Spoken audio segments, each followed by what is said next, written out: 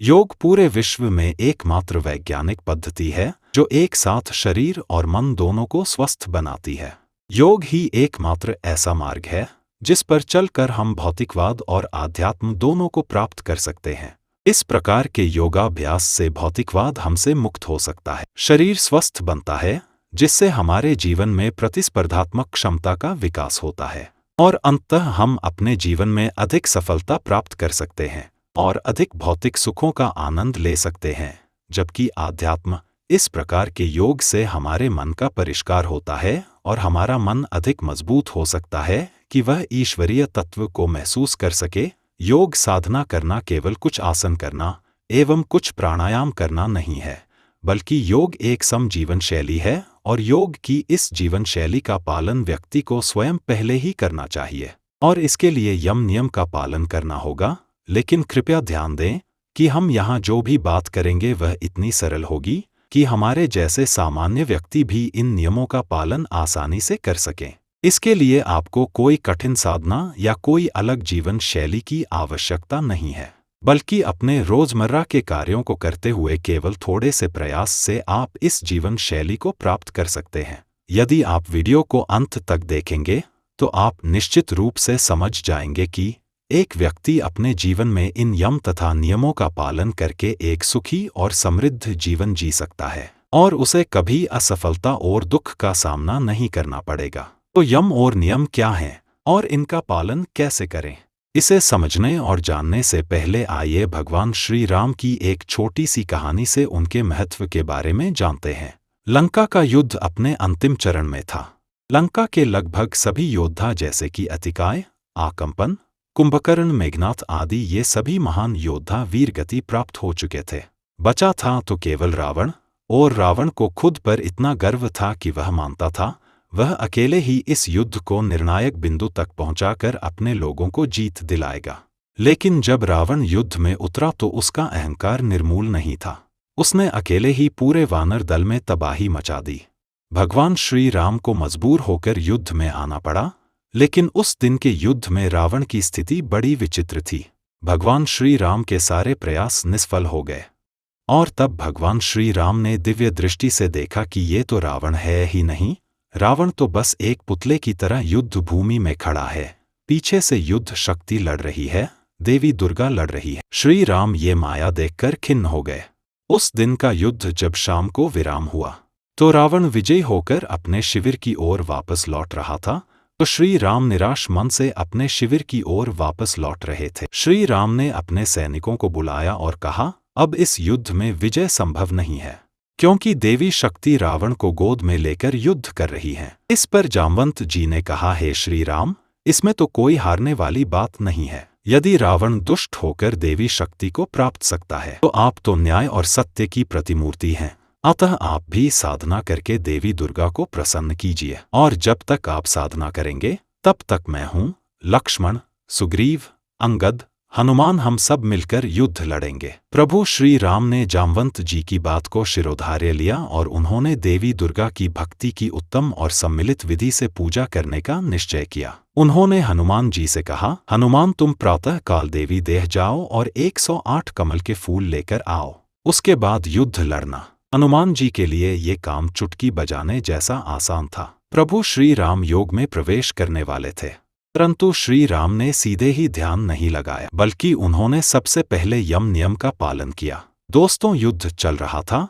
कल तक राम भी उस युद्ध का हिस्सा थे, लेकिन आज जब योग अवस्था में प्रवेश करने वाले हैं तब श्री राम का मन युद्ध की ओर नहीं जा रहा है, अर्थात वे अहिंसा का पालना कर पूजा कर रहे हैं। पूरा दिन बीत गया, लेकिन श्री राम न युद्ध में गए और न ही योग में प्रवेश करते हैं। पहले दिन ध्यान करते हुए वे यम तथा नियमों का पालन करते हैं, परंतु दूसरे से 5वें दिन के बीच वह योग की उस अवस्था में होते हैं जहां हर दिन वो एक एक चक्र भेद कर मन को ऊपर ले जाता है। ऐसा इसलिए क्योंकि वे श्री राम हैं और उनकी कुंडलिनी पहले से ही जागृत है। उनको गुरु का आशीर्वाद पहले से ही प्राप्त होता है, अतः वे एक दिन में एक चक्र भेद सकते हैं। हम और आप नहीं, हमें और आपको कई जन्म लग जाएंगे इसे करने के लिए।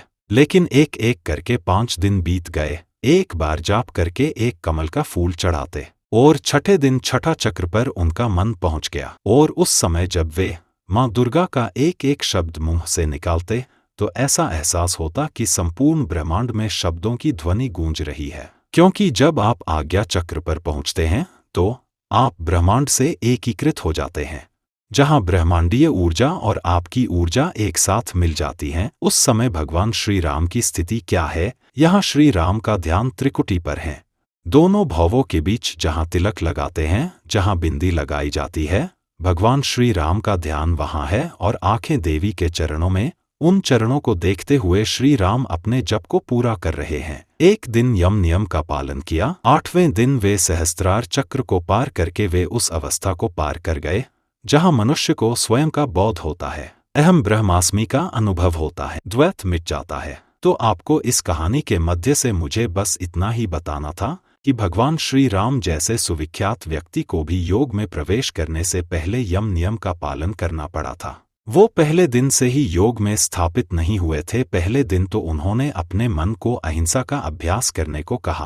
पहले दिन उन्होंने मन को शांत किया, फिर ध्यान किया। उन्होंने अपने शरीर और मन को स्थिर किया और अगले दिन से योग में प्रवेश किया। अब जाकर उन्हें सफलता मिली। अब आइए जानते हैं कि ये 5 यम और 5 नियम क्या हैं और इनका पालन किस तरह से किया जाना चाहिए। तो यम 5 है, जो इस प्रकार है: अहिंसा, सत्य, असत्य, ब्रह्मचर्य और अपरिग्रह। अहिंसा में आमतौर पर किसी भी प्रकार के जीव की हत्या करने से मना किया जाता है। मन, वचन या कर्म से किसी भी जीव को किसी भी प्रकार का कष्ट पहुंचाना भी हिंसा है। अतः योग मार्ग के साधकों को इन निषेधों का कठोरता से पालन करना होता है। व्यास जी ने भी योग सूत्र में कहा है, अर्थात सभी प्राणियों के प्रति हर प्रकार के विद्रोह भाव का परित्याग करना ही अहिंसा है। यह अहिंसा जाति, प्राणी, देश या काल के कारण सीमाबद्ध हो सकती है। उदाहरण के लिए मछुआरे को लिया जा सकता है। मछली पकड़ना उसका व्यवसाय है और जीविकोपार्जन का साधन भी,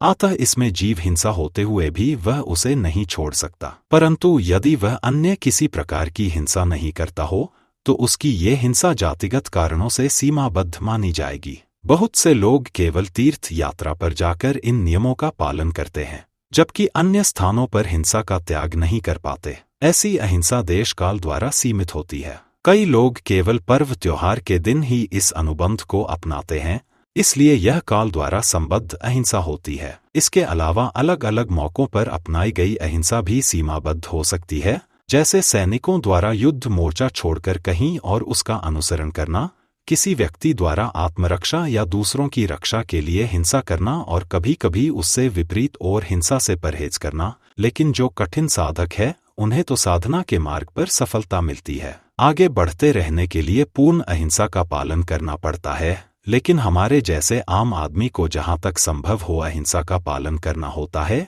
और कभी कभी किसी विशेष स्थिति में यदि हम हिंसा का मार्ग अपना भी लेते हैं तो हम भ्रष्ट नहीं होते। दूसरा सत्य है, मन, वचन और कर्म में एकरूपता को सत्य कहते हैं, अर्थात कथनी और करनी में एकरूपता को सत्य कहते हैं। यह सत्य भी समय और परिस्थिति को ध्यान में रखकर ही बोलने का निर्देश है। यदि देश के रक्षक गोपनीय जानकारी दुश्मनों को बता देंगे तो इससे राष्ट्रीय सुरक्षा पर गंभीर असर पड़ेगा, खतरा उत्पन्न होगा। अतः ऐसे सत्य को ना प्रकट करना ही सबके हित में है। एक कथा प्रसिद्ध है कि एक बार एक कसाई अपनी बूढ़ी गाय की खोज करता हुआ एक सुनसान स्थान से गुजरा। वहां एक ब्राह्मण वेद पाठ कर रहा था। कसाई ने उससे अपनी गाय के बारे में पूछा तो उसने वास्तु स्थिति को भांपते हुए उसे अस्पष्ट उत्तर दिया और कहा, जिसने देखा है वह बोलती नहीं और जो बोलती है उसने देखा नहीं। उसने एक साथ 2 प्रयोजन साधे। गाय की प्राण रक्षा हो गई जो शायद सत्य बोलने से नहीं होती, और दूसरा उसका असत्य बोलने का संकल्प भी पूरा हो गया। इसी प्रकार कठोर सत्य न बोलने का निर्देश है। यदि अंधे को अंधा और लंगड़े को लंगड़ा कहा जाए तो सत्य होते हुए भी यह अपमानजनक संबोधन है, इसे गाली के समान माना गया है। अतः शास्त्रों में ऐसे शब्दों का निषेध किया गया है। साधना काल में गाली पूर्णतः इसी सत्य सिद्धांत पर आधारित है। उसकी वाणी गरिमामय हो जाती है और उसकी वाणी साधारण न होकर फलदायी हो जाती है। ऐसा व्यक्ति जो कुछ भी सोचता है, विचारता या बोलता है वह फलित होने लगता है, अर्थात वह वाक् सिद्ध हो जाता है। इसी की ओर संकेत करते हुए पतंजलि योग सूत्र में आता है कि सत्य की प्रतिष्ठा होने पर वाणी और विचारों में क्रिया और फल प्रदान करने की शक्ति उत्पन्न हो जाती है। तीसरा है अस्तेय, दूसरे की वास्तु को प्रत्यक्ष या अप्रत्यक्ष रूप में पाने की आकांक्षा ना करना अस्तेय है। इससे व्यक्ति की लोभ लिप्सा पर अंकुश लगता है और मन इतना अनुशासित बनता है कि आप अपने मन को ठीक उसी प्रकार वश में कर सकते हैं जैसे बिगड़े घोड़े को वश में किया जाता है। इसीलिए साधना पथ के पथकों के लिए अस्तेय का महत्व कम नहीं बल्कि सर्वाधिक है। देखा गया है कि कई बार अनेक साधक इसलिए रास्ता भटक जाते हैं क्योंकि उनका मन निरंकुश होता है। कई बार इतना पागल हो जाता है कि उसकी प्राप्ति ही उसके लिए प्रमुख बन जाती है, जबकि साधना जीवन का मुख्य लक्ष्य होते हुए भी गौण बनी रहती है। इस प्रकार रास्ता स्नेह साधना के मार्ग से दूर हो जाता है। वास्तव में देखा जाए तो साधारण जीवन में भी यदि आप अस्तेय को अपनाते हैं तो आप समाज में एक सम्मानीय व्यक्ति के रूप में जाने जाएंगे। अस्तेय को परिभाषित करते हुए शांडिल्य उपनिषद में आता है कि शरीर, मन और वाणी द्वारा दूसरे के द्रव्य की इच्छा न करना अस्तेय कहलाता है। चौथा है ब्रह्मचर्य। मन को ब्रह्मा तथा ईश्वर प्रयाण बनाए रखना ही ब्रह्मचर्य है। योग सूत्र में कहा गया है कि गुप्त इंद्रियों के संयम को ब्रह्मचर्य कहते हैं। शांडिल्य उपनिषद इसकी ओर सूक्ष्म व्याख्या करते हुए कहते हैं कि सर्वस्था में सर्वत्र शरीर मन वाणी द्वारा मैथुन का परित्याग ब्रह्मचर्य कहलाता है। शास्त्रों में मैथुन के 8 प्रकार बताए गए हैं। काम भाव से स्त्री का स्मरण, उसके साथ क्रीड़ा, उसका स्पर्श, उसके साथ एकांत में वार्तालाप, मैथुन का संकल्प, उस संकल्प को पूरा करने के लिए उपाय करना और क्रिया पूर्ण करना, ये मैथुन के 8 प्रकार ऋषि मुनियों ने बताए हैं। वहीं पर स्त्रियों के लिए भी ये बातें लागू होती हैं जो पुरुषों के बारे में कही गई है। इसके विपरीत इन सब का त्याग करना ही ब्रह्मचर्य कहलाता है। ब्रह्मचर्य सिद्ध करने वाले साधकों के संबंध में पतंजलि योग सूत्र कहता है कि ब्रह्मचर्य की प्रतिष्ठा होने पर साधक को वीर्य लाभ होता है। वीर्य लाभ होने से साधना के अनुकूल समूह गुण पैदा होते हैं, जिससे योगाभ्यासी को आत्मज्ञान की प्राप्ति होती है। एक साधारण मनुष्य को भी गृहस्थ जीवन से पहले और गृहस्थ जीवन के बाद भी ब्रह्मचर्य का पालन करना होता है। इससे मनुष्य की शक्ति का विकास होगा और आप संपूर्ण जीवन को सुचारू रूप से जी सकेंगे। 5वां और अंतिम यम है अपरिग्रह। अपरिग्रह को प्राप्त साधक काल और ज्ञान सिद्धि प्राप्त कर लेता है। पतंजलि योग सूत्र कहता है कि अपरिग्रह के स्थिर होने से जन्म वृतांत का ज्ञान प्राप्त होता है, अर्थात पूर्व जन्म में हम क्या थे, कैसे थे, इस जन्म की परिस्थितियां ऐसी क्यों हुई और हमारा भावी जन्म कब, कहाँ और कैसा होगा। इस ज्ञान का उदय अपरिग्रह साधना से ही संभव होता है। अपरिग्रह का अर्थ है संग्रह न करना, त्याग करना, और त्याग से ही एक साधक को अपने जीवन की वास्तविकता का पता चलता है। यहाँ साधारण मनुष्य के लिए त्याग का आशय सब कुछ छोड़ देना नहीं है, बल्कि बुरे कर्म और गलत तरीके से प्राप्त धन का त्याग करना ही अपरिग्रह है। सज्जनों, ये तो हुए 5 यम जिन्हें हम यम पंचक कहते हैं। अब जानते हैं कि नियम क्या हैं। नियम भी 5 प्रकार के हैं। ये 5 नियम है। ये 5 नियम इस प्रकार हैं: सोच, संतोष, तपस्या, स्वाध्याय और ईश्वर प्राणिधान।